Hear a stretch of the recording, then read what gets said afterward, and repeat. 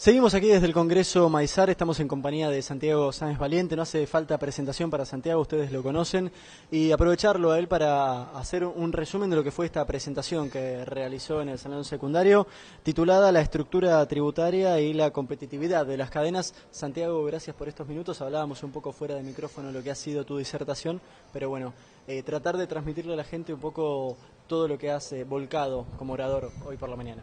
Bueno, Manuel, ¿cómo estás? Le agradezco a Agrositio la entrevista. En realidad no fue nada demasiado nuevo, fue algo bastante preocupante para los que oyeron, porque me referí esencialmente a que, a pesar de todo el esfuerzo que hacen los productores y a través de las cadenas en la búsqueda de aplicación de tecnología, de preocupación de sustentabilidad en el ámbito ecológico y de buscar una renta permanente para lograr tener un desarrollo económico adecuado, sabemos que hay un porcentaje muy elevado, arriba del 75%, que se lo lleva al Estado. El Estado a través de los impuestos, en sus formas de Estado nacional, provincial y municipal.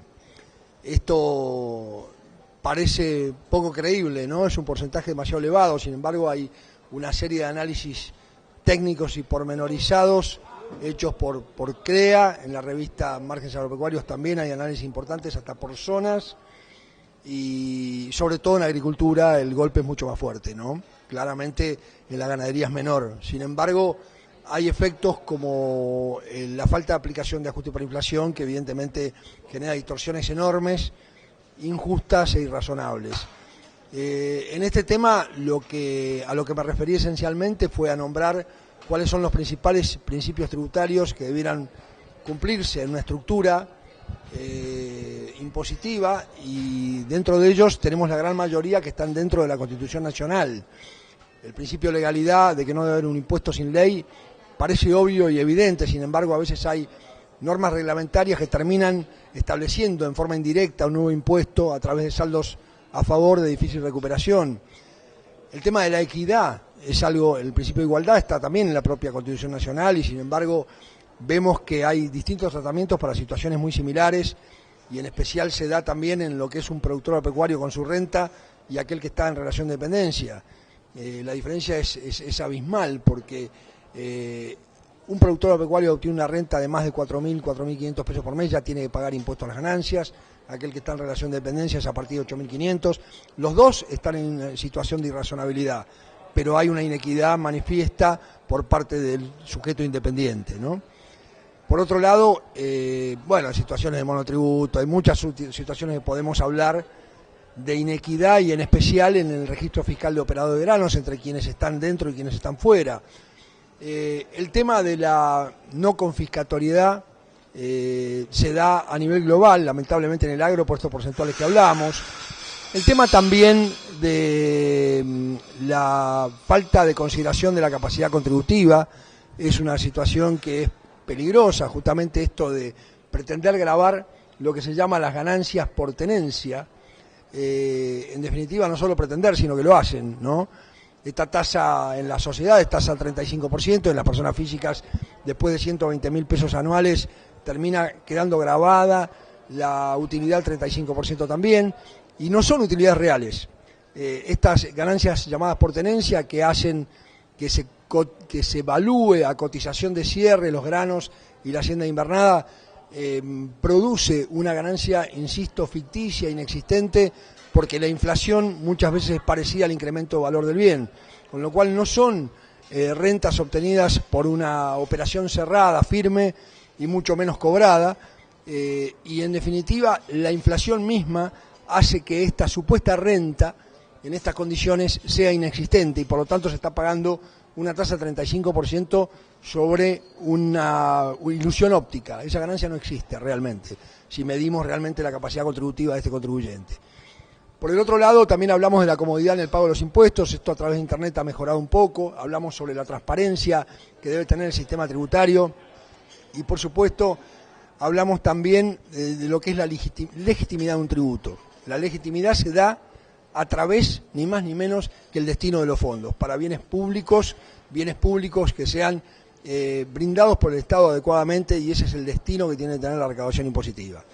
la recaudación impositiva muchas veces se pondera que existe una excelente recaudación impositiva como si fuera una excelente noticia. Esto no siempre es así, sobre todo si se funda en impuestos que tienen una cuota de distorsión importante sobre la actividad económica. También hablamos, por supuesto, de distintas situaciones en el impuesto a las ganancias. Hay un principio que se llama devengado, con estos subsidios de feedlot que se han aprobado por ahí y han quedado pendientes de pago y sabe que no lo van a cobrar, y sin embargo es difícil revertir esta situación del balance contable, que es la base para el cálculo del impuesto a ganancias, que es donde figura este subsidio autorizado, digamos. Por el otro lado, también dentro del impuesto a las ganancias hay distorsiones en los topes, en los límites de deducción de gastos automóviles, hay varias situaciones, incluso los regímenes de retención, también a un veterinario, un ingeniero agrónomo, están totalmente distorsionando lo que es la carga tributaria real del impuesto mismo. Y por el otro lado también tenemos la situación del registro fiscal de operadores, que ya hemos hablado varias veces, pero realmente estos saldos a favor que existen y que hay que terminar en una cuestión judicial o un recurso. El que no recurre a una cuestión judicial, ¿qué demora estamos hablando? No sabemos, puede ser 1 año y medio, te gusta 2 años, o sea, hay que lograr de alguna manera incitar al fisco a que devuelva lo que es del contribuyente, y esto se hace a través de lo mínimo un pronto despacho ante el propio fisco y si no un recurso de amparo. Lo preocupante del caso es que hay muchos productores que tienen saldos a favor importantes y como que de alguna manera podemos decir no se animan a hacer estas presentaciones pensando que van a tener una verificación del fisco. Esto no siempre es así y la verdad que creo que hay que empezar a solicitar lo que le corresponde a cada uno, y hay situaciones donde no pueden cambiar la camioneta y tienen un saldo a favor equivalente a 2 o 3 camionetas. Es decir, esto es preocupante.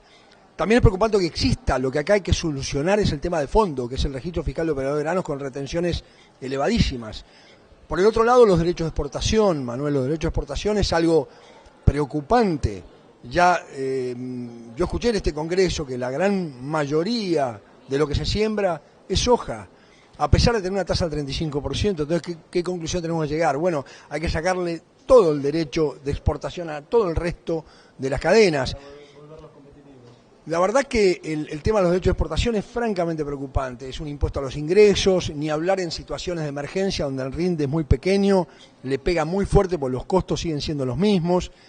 Y bueno, y un poco la conclusión que hacíamos de este congreso en este aspecto tributario era, bueno, acá hay que barajar y dar de nuevo con el tema de la estructura tributaria, analizar los distintos impuestos y las distorsiones que esto produce e intentar eliminarlas, y por supuesto establecer también metodologías para incentivar el desarrollo económico en el agro, en el resto de las actividades, pero en el agro en particular, el agro con todas las cadenas que tiene y con todas las instituciones que tiene, que se esfuerza permanentemente por tener una buena rentabilidad sobre ese valor tierra que es muy elevado, y no todo el mundo lo sabe, el pequeño porcentaje que le queda al agro, y lo digo de alguna manera con autoridad por no tener una sola hectárea de tierra, ¿no?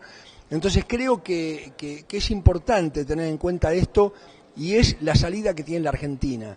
La Argentina es un país que tiene que estar dentro de los primeros del mundo, y creo que, sinceramente lo pienso, que el agro es el motor de la economía argentina. De hecho participa en gran parte en el Producto Bruto Interno de la Argentina, y se está haciendo muchísimo por tratar de crecer, y aparecen trabas, excesivas trabas también de orden formal que debe cumplir el productor. El productor, me refiero a las sociedades también, por supuesto, que están desarrollando la actividad agropecuaria. Creo que se puede hacer, se puede lograr, y bueno, yo dentro de esta mala noticia que ya conocemos, tengo mi cuota de optimismo, lo he nombrado y lo he dicho varias veces.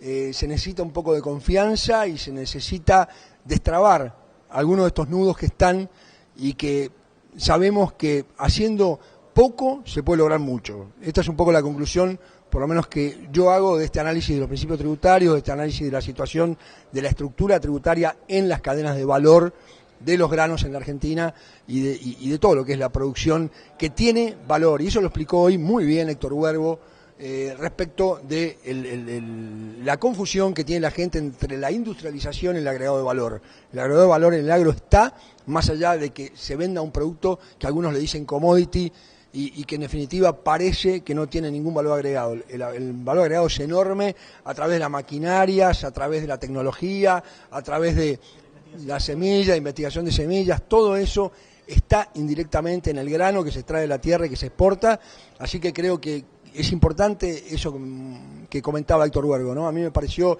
yo ya conocía su pensamiento, pero creo que fue muy claro y muy preciso en todo lo que dijo a ese respecto, y eso hay que tenerlo en cuenta, no hay que olvidarse, ¿no? Santiago, gracias por estos minutos. No, por favor, gracias a ustedes,